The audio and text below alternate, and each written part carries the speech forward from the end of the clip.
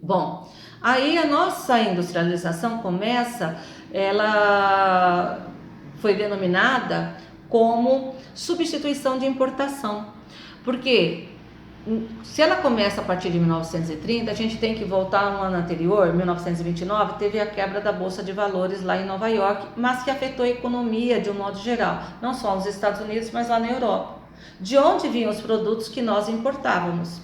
Então, aí o Getúlio Vargas, ele incentiva a instalação das indústrias, e as indústrias são aquelas bem simples e ligadas ao que o Brasil importava, o que vinha da Europa. Então, aí o que é que nós vamos começar a produzir? Tecido, material de higiene, o beneficiamento de alimentos, né? Então, até mesmo as primeiras máquinas, elas vêm da Europa para que sejam instaladas aqui nas nossas primeiras indústrias. Bom, então 1930 vem, o Brasil começa a se desenvolver no ponto de vista industrial, economicamente, tem um outro boom, né, nesse desenvolvimento industrial a partir de 1960, com a chegada das empresas chamadas multinacionais, né, na época, hoje transnacionais. As que vieram basicamente foram as indústrias, primeiramente, melhor dizendo, são as indústrias automobilísticas, e depois o Brasil volta a ter um crescimento econômico no final da década de 90 para cá. E o que acontece? O Brasil hoje ele tem uma gama imensa, né, de indústrias que vocês podem conferir no mapa, no livro didático, nos mapas aí do caderno do aluno. Ele tem uma gama imensa de produtos que são fabricados aqui, uma diversificação da nossa industrialização, ok? Tá?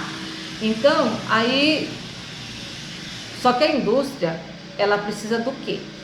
Ela precisa de matéria-prima. E boa parte da matéria-prima vem de onde? Vem da agricultura.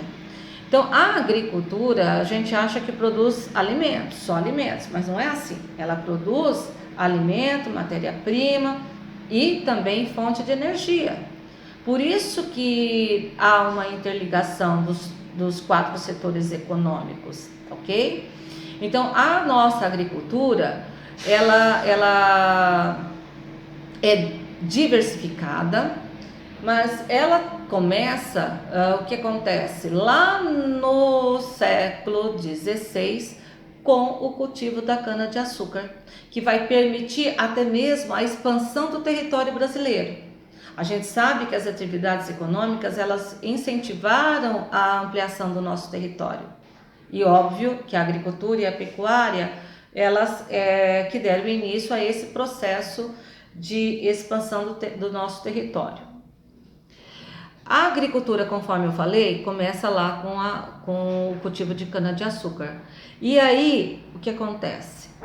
Naquela época, pessoal, nós vamos perceber que eram grandes fazendas, né? E a nossa mão de obra para desenvolvimento, para cultivo, colheita e transformação da cana em açúcar, a nossa mão de obra estava baseada na vinda, né, dos africanos, que infelizmente foram considerados como escravos.